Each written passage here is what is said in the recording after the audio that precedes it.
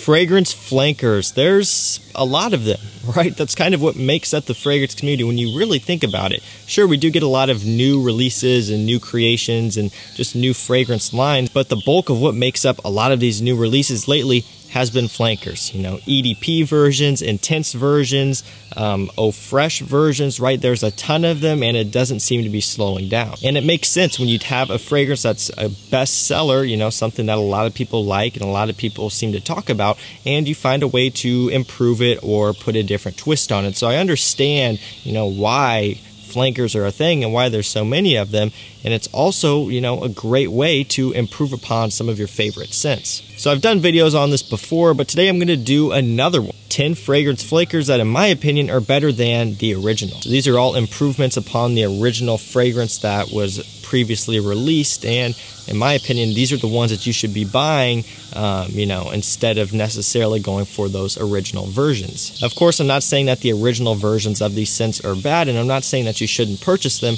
I'm just saying for me, for my personal taste, and for, you know, what I own in my collection, I think that these surpass the original. So if you like videos like this, make sure you like down below, and also get subscribed to the channel so you can see these new videos show up just about every single day. And I will also provide links to all these fragrances down below in the description. Hit those links, check them out, pick up some of these fragrances. I'll also list the coupon codes for the discounters as well, so you can get the best deal. Let's jump into this one. First up, we have Lacoste Homme Intense.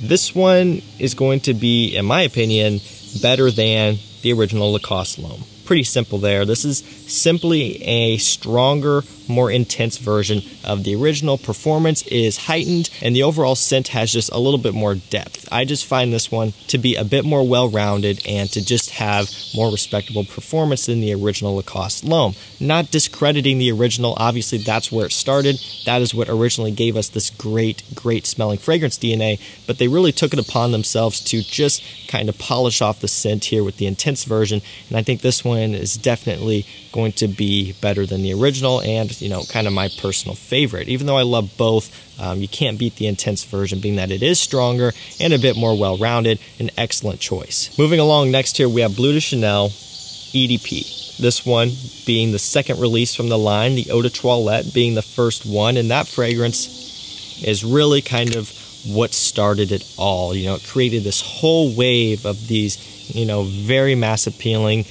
very versatile, easy to wear, fresh blue scents, right? It started with the Eau de Toilette. I love the Eau de Toilette still, and you know, I'm not discrediting it, but I do think the EDP is going to be really just the better purchase. If you're wanting to get Bleu de Chanel, in most situations you're going to be paying retail for it, or at least pretty close to retail for it, because it's not really discounted all that much. So basically what I'm saying here is you're spending a good amount of money on these bottles. So, you know, if you're going to be making the investment, my personal opinion is to just go with the EDP. It's a bit stronger, both in longevity and, you know, on my skin and projection as well.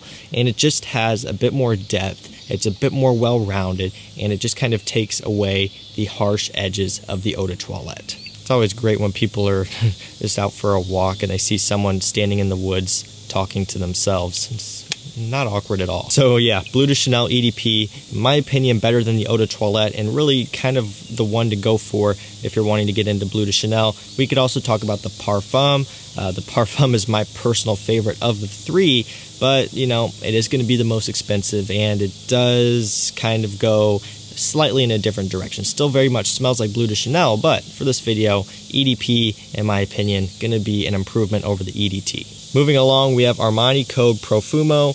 This one does get kind of that playful, somewhat generic tag, just because it's a very popular scent. I mean, it's from an extremely popular designer house. Same thing happens with something like Bleu de Chanel, which we just talked about. But in my opinion, Armani Code Profumo, and definitely an improvement over the original Armani Code. You know, I was also thinking could put Absolute in here as well, but I really wanted to stick with Profumo.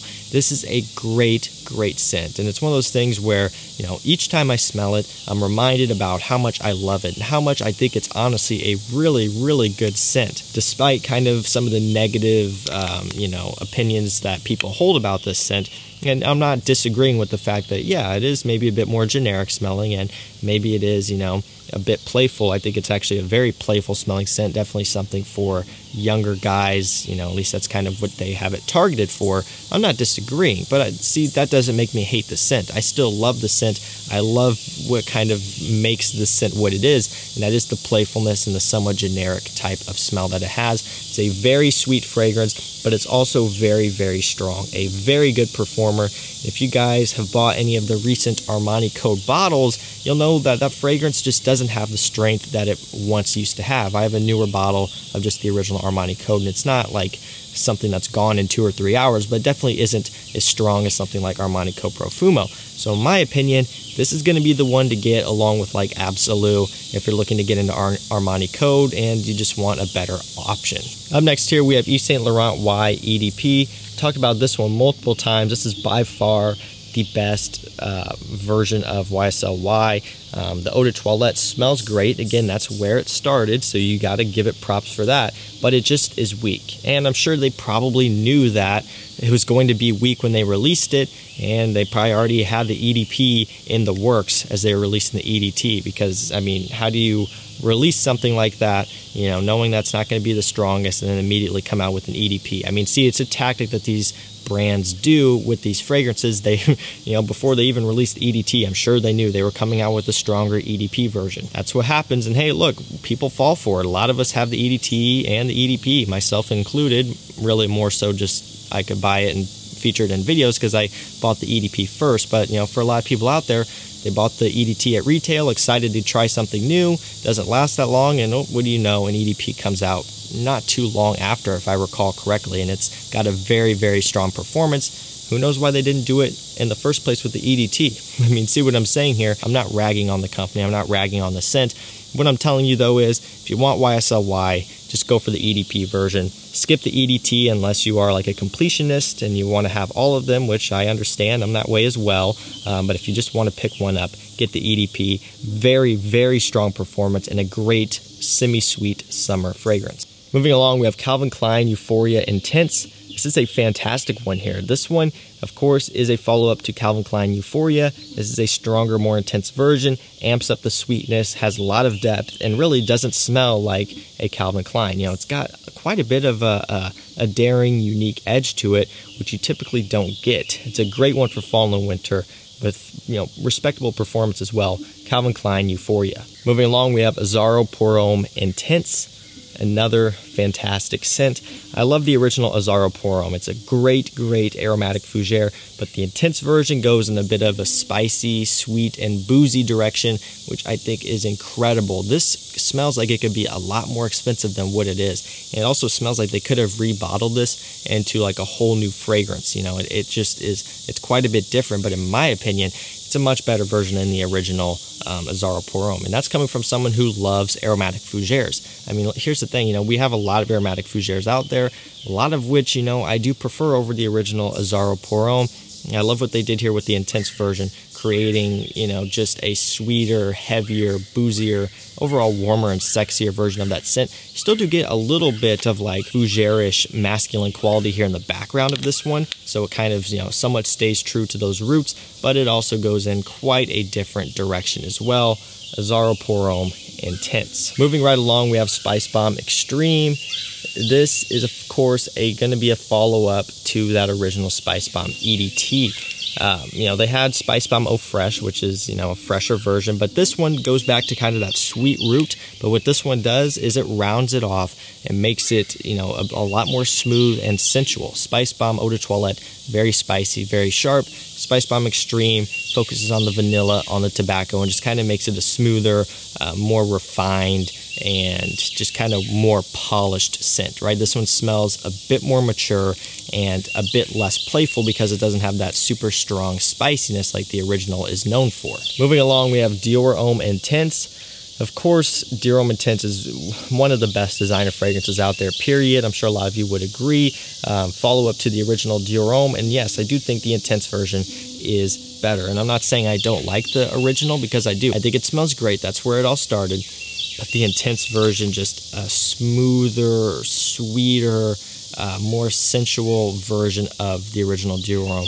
It is great. Is it going to be a little bit less versatile? Yes. Is it going to be a little bit less mass appealing? Yes. But that is why I love it. I love it because it really pushes the line and makes it a bit more daring, and just, to me, it makes it more magical. I love Dior Homme Intense. 100% one of the best from the line. It's a great one. Second to last fragrance, we have Mont Blanc Legend Spirit. I like the original Legend. Of course, it's an Abercrombie & Fitch Fierce smelling scent. Of course, Legend Spirit kind of goes more in the Invictus Aqua direction, but I love it though. It smells incredible, especially for the price that you can get this for. Has that Invictus Aqua vibe, nice fruity, fresh, summery thing going on, but it also kind of has somewhat of its own thing going on with the lavender and some of the more aromatic notes in here. You know, kind of smells a little bit like clean linen in the dry down, which you've heard me talk about before. Like a nice clean linen muskiness going on with some of that Invictus Aqua sprinkled on top. It's kind of one way you can look at it. It's a great, great scent, especially for summertime. Very affordable. Mont Blanc Legend Spirit, a great, great flank. Finally, we have CK Eternity Summer 2020. One of the best, summer edition fragrances I've smelled, period. This is something that is really, really great if you want something that kind of changes it up from what's normally being released. It's a sweeter summer fragrance, which is a bit different, and it's an awesome one. Has good performance, pretty good quality, and definitely exceeds a lot of the other summer releases from these fragrance houses. So guys, that was gonna do it for me. That was 10 fragrance flankers that in my opinion are better than the original. Hopefully you guys like this one, and if you did, drop a like down below and subscribe. It really helps me out, and it shows that you guys are enjoying the videos. And again, if you want to check out any of these fragrances, hit those links down below. Use the discount codes to each of these discounters. You'll get the best deals that you can find. That's it for me, guys. Thank you so much for watching. We'll see you tomorrow night with another one. Take care.